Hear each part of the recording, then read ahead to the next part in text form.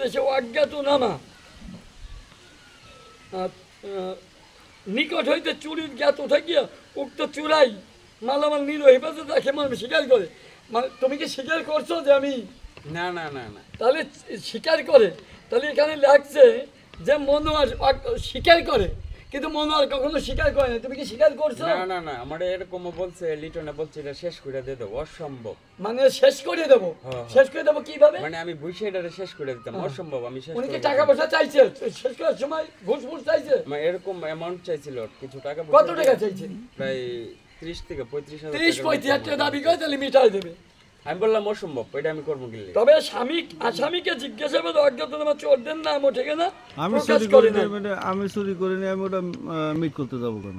অথবা থানা পুলিশ সহায়তা ধৃত আসামি সহ চুরাই অর্ধেকৃত মাল নিয়ে থানায় উপস্থিতের পরিবারের সকলের আলাপ আলোচনা থানায় এসে দাঁড় করতে বিলম্ব হলো।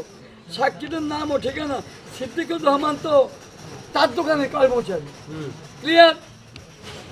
তারপর নজরুল ইসলাম ভুইয়াকে, নজরুল ইসলাম বইয়া ওর চাচাই লাগে সম্পর্ক, ওর চাচা লাগে, ওর চাচা ওর লোক, ওর চাচা ওর লোক, পিতা ছোট্ট বইয়ে দাঁত মন্ড চাঙ্গেছে। তাহলে এই নজরুল এখন এই যে অন্য যে আসামিদের, অন্য যে লোকদের সাক্ষী করছে, এখানে যে সাক্ষী করছে যাদের, তাদের কাছে গেলে আমরা টের পাবো। তোমার কি দোকান এখন আছে ওখানে? জি, দোকান এখান থেকে আমি লড়াই লাগছে আর কি, অন্য জায়গায় তাই না, ব্যবসা আমি অফ লাগছে, পাপ লাগছে। মানে তাদের ভয়ে, আশরাফের ভয়ে। এখন আশরাফ কোথায়? এখন বলতে পারি না। আশরাফ এখন কোথায়? বাড়িতে মনে হয় আছে।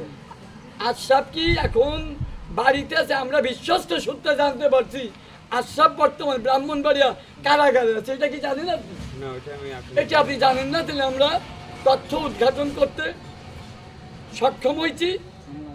হ্যাঁ, আমরা তথ্য উদ্ঘাটন করতে সক্ষম হয়েছি। আমরা চাচ্ছি মনে প্রাণে যে সে আশরাফ এখন কোথায় আছে।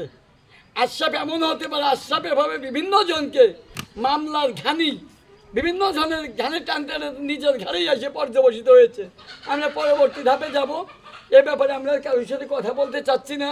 আমরা ঘটনাস্থলে যাব, সেই যেখানে তার দোকানটা ছিল, যেখান থেকে মালামাল চুরি হলো, চুরি হওয়ার পরে তারপর যাদের সাক্ষী হিসাবে ধরা হলো, আমরা কথা বলবো তাদের সাথে। এখানে সাক্ষী হিসাবে যাদের দেখানো হয়েছে, সেই সাক্ষী হিসেবে দেখানো হয়েছে যাদের, সিদ্দিকুর রহমান, সিদ্দিকুর রহমানের কাছে আমরা যাবো না, কারণ তার আত্মীয় বা প্রয়োজন মধ্যে যাবো সিদ্দিকুরের কাছে। সিদ্দিক আত্মীয় না, সিদ্দিক আপনার স্টাফ ছিল, স্টাফ। আমরা তার কাছে যাবো বা সিদ্দিকের সাথে মোবাইলে কথা বলবো, আমরা একটা সঠিক তথ্য উদ্ঘাটন করবো। ঠিক আছে, সবাইকে ধন্যবাদ আমাদের সাথে থাকার জন্য। আমরা বিজ্ঞ আদালত সব প্রশাসনের কাছে একটা সুন্দর প্রতিবেদন দাখিল করে সচেষ্ট থাকবো।